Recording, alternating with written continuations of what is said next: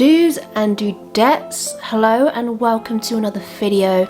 Today we're going to be going through my autumn reading wrap up. I've also written notes, so let's just get into the video. The first book that I read in autumn was Assassin's Apprentice by Robin Hobb.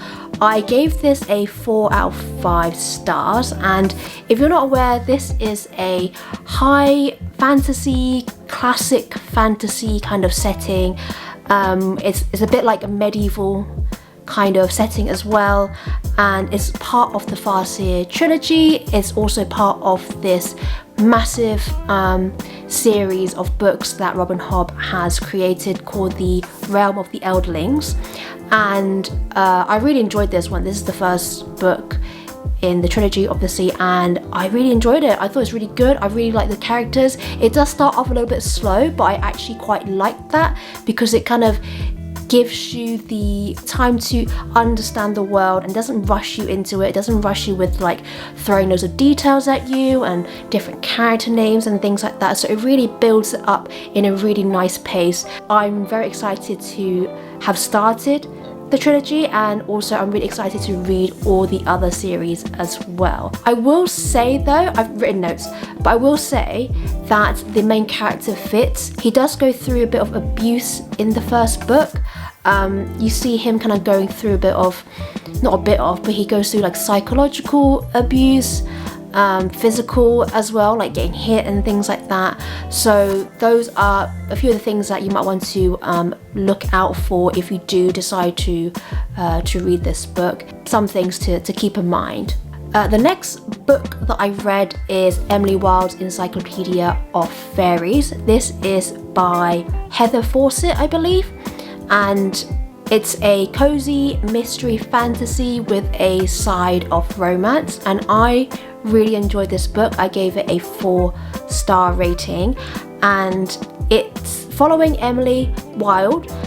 She is a professor, she's a scholar, she is out researching about fairies, and she's obviously, as the title suggests, creating this encyclopedia of fairies. She travels out to this town and she kind of discovers a bit of mystery behind certain situations and things that are happening within this town that is actually to do with the local fairies. So she kind of gets wrapped up within this mystery. We also obviously get to know the love interest. I really like him. I think he's really funny. He's like a complete opposite character personality wise compared to Emily. Like, Emily's a bit of a socially awkward individual.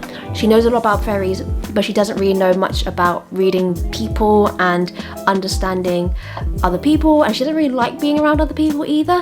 Whereas the love interest called Will Bambleby, I think his name is Will Bamble or something Bambleby. He's like a social butterfly. Everyone loves him. He's great with other people, and they kind of have this rivalry between them as they're both professors as well. So that is Emily Wilde's. The next 4 books that I've read is the Naturals series. So we have the Naturals, we got Killer Instinct, All In, and Bad Blood, and these books are by Jennifer Lynn Barnes. That's it, Jennifer Lynn Barnes. So I read all 4 of them during autumn, and I would say they're pretty good. They are a YA mystery books, and I gave the books between 3.5 to 4 stars. The Naturals is basically about just following these 4 is it 4? Was it 5? Oh, there's 5. The Naturals follows our main character and 4 other side characters as well. They have been chosen to be part of a secret FBI group called the Naturals, and they've been selected because of their natural abilities of being able to, for instance, read when someone is lying, or profile people, or being really good at reading emotions and things like that. And they've all been put together to work on cold cases for the FBI. But as these stories progress, they end up kind of being in the thick of it with current cases. So it is very interesting, and I did really enjoy it. But I would say in the books, especially the first one, from what I remember, in all of the books, you would have like certain chapters you would see it from the murderer or the killer's point of view, but in the first one it gets quite graphic, like how the person kind of describes how they kill the people and what they do and like their feelings and emotions when they're doing it. It gets quite descriptive, which makes it kind of like borderline not YA, more like for adults. So again, that is something to consider if you do want to read it. The next book that I read in autumn is Before the Coffee Gets Cold by Toshikazu Kawaguchi. So this is a Japanese novel that's been translated into English, and this is like a magical realism involved in this book. Basically what this story is about is we follow these different characters, and there is a cafe that they all go to quite frequently, and part of what this cafe allows its customers to do is to go back in time. They can only do is stay in the coffee shop, and they have to return back to the current time before the coffee gets cold, hence the name. So you follow these different characters and their different stories and the reasons why they want to go back in time. So there's a lot of, like I mentioned, magical realism, but the stories, like a lot, if not all of the characters, their reasoning for going back and then what they discover, a lot of it is very bittersweet, and it's quite emotional on some of those stories as well. So yeah, I did really enjoy that, and I gave that one a 3-star rating. The next book I read is Tress of the Emerald Sea by Brandon Sanderson. In typical Sanderson style, he has a very interesting magic system in this particular novel as well. So this is a standalone, but it is part of the Cosmere universe as well, but there's only like maybe one character that has a bit of a crossover that I noticed. I'm sure other people probably noticed quite a few other bits and pieces that's related to the other stories within the Cosmere universe. So this story follows our main character called Tress. She lives on this island called the Rock, and I think it's called the Rock anyway, if I remember correctly. And we basically follow her and her trying to save this boy who's like the love interest, who has been shipped off by the father to like find him a bride basically. But as the story progresses and as she kind of goes through this adventure of leaving the Rock, the island, she kind of discovers that actually no, she is a very interesting, clever, independent individual, and you get to see that within the story as well, which is really lovely to see. And yeah, and the magic system in this is very interesting. You have these things called spores, and they're very dangerous. So if the spores were to come in contact with moisture, it would just explode out into fine. So if like a bit of spore was to go down into like your body or something, then you'll die because the vines are going to explode out of your face basically. I really enjoyed it. I thought it was quite cute. It's a YA fantasy, and I gave that a 3.5 to 4 stars. Oh, the next one that I read is Pet Sematary by StephenKing. This book was chef's kiss. I think it probably was my favorite. I think it is my favorite book that I read in this season in autumn. I really enjoyed it. It was so good. It's a horror book, as you all may already be aware. Oh, let me just sit down properly.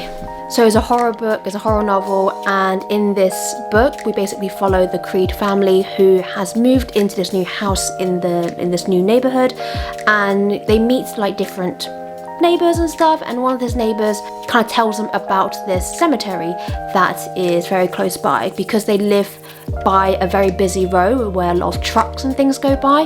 Then unfortunately a lot of the animals, a lot of the pets, they get run over and killed on this road, and so the children have kind of created this pet cemetery that is like on the same grounds as where the Creed's family house is. So they kind of get introduced to that area, and to begin with you just get to know the Creed family, you get to know the children, the wife, the husband, what they do, and it is quite sweet. But as the story progresses, things start happening. As you can imagine, the pet cemetery is involved and it gets used and things happen. So I wouldn't say that it's a scary book necessarily. In my mind, scary equals I can't read it at night. I'm worried something's gonna jump out and creep me out, scare me, that kind of stuff. I would say this is more creepy.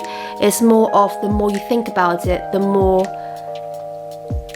like weird you feel for like the actions taken, the things that are happening, and especially the ending was just like, whoa, I can't believe that just happened. But it is so good. I highly recommend this book to anyone who wants to get into horror, anyone who wants to get into Stephen King books. His writing is so accessible as well. It's so easy to read, so time does fly by pretty quickly when you're reading this book. Oh, the next wonderful book I read is Spy Family Volume 4. Again, gave this one 5 stars.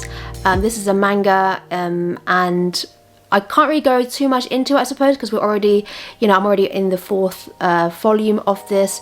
But we're basically following this fake family that the spy, who is called Twilight. God, I forgot his name. Twilight, the spy, he has put together this fake family so that he can pretend to be like a lovely family in order to like get close to this top government guy. And little does he know, he has recruited a assassin, the wife, and a psychic child. So you kind of follow them on their story and the different shenanigans and things that they get up to, and it's really cool, it's really cute, I really enjoy it, and yeah, it's great. And this one, in volume 4, you get introduced to a dog, and he is the cutest little thing ever. He's not little, he's actually quite big, but it's brilliant. I love it so much. It's really good. Oh, sorry, this one is by Tatsuya Endo. Sorry, I forgot to mention that. And this is like an action manga as well. Oh boy, the next book that I read is a reread. I read Twilight by Stephenie Meyer. I gave this a 2 star. I forgot how weird Bella's thoughts process is or was. Obviously, I read this when I was quite a lot younger, when I was a teenager, and I thought, yeah, this is great. It's a great love story about vampires and stuff. I mean, no, it's not really. Bella's just so weird. Like, her thought process doesn't make any sense to me. If you don't know what Twilight is, this is a romance vampire book. There's like 4 in the series that Stephenie Meyer has written. It's vampires and a girl, a 17-year-old girl that falls in love with the 102-year-old vampire, or however old Edward Cullen is. If you don't know the story, I'll be very surprised if you didn't know the story, even if you haven't read it, even if you haven't watched the movies. I'm pretty sure you know about the vampires and stuff. Anyway, I read that. Yeah, I literally wrote here, Bella is an idiot, because she's an idiot. There's nothing I can say about that. Will I read New Moon? Probably. because I like to just do that to myself, really. So yeah, I give that 2 star. Good times. I enjoyed that. Clearly, just bashing my head against the wall every time Bella does something stupid or says something stupid. And Edward's just like so moody as well. Like, come on, man, like chill. Anyway, that was quite a rant. The last book I read, you might have just saw it, but it's The Fellowship of the Ring, obviously part of the Lord of the Rings trilogy by J.R. Tolkien. This is my first time reading this book.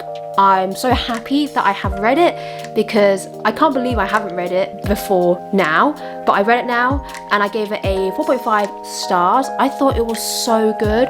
His writing is so poetic, it's so beautiful, it's wonderful. I love it so much, and I can't wait to read the rest of the other 2 books as well. So if you're not aware what the story is about, this is a high fantasy novel, and we are following our hobbit called Frodo Baggins and his companions, and we're following them to embark on this journey to deliver this ring. There's one ring to rule them all, this very dangerous ring, and they are basically trying to destroy it once and for all before it destroys the world that they live in. Yeah, like I said, I loved it so much. I really enjoyed the parts that wasn't included in the movies. I actually really liked those. I don't know why they didn't include those bits.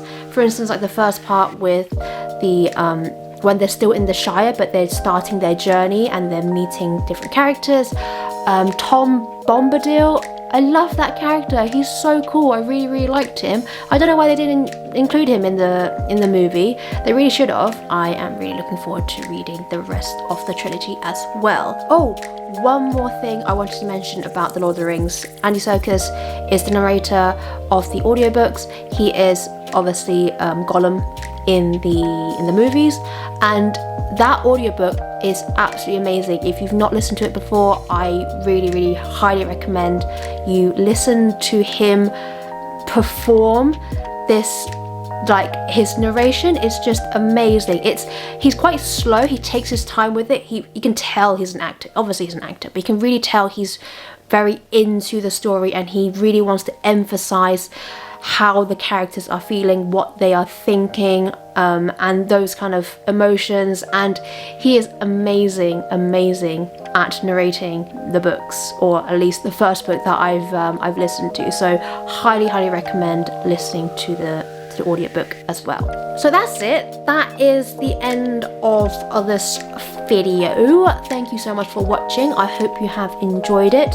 So those are all the books that I read in autumn. Thank you so much for sticking to the end of the video. Like I said, I hope you enjoyed it, and I look forward to seeing you in the next one. Bye.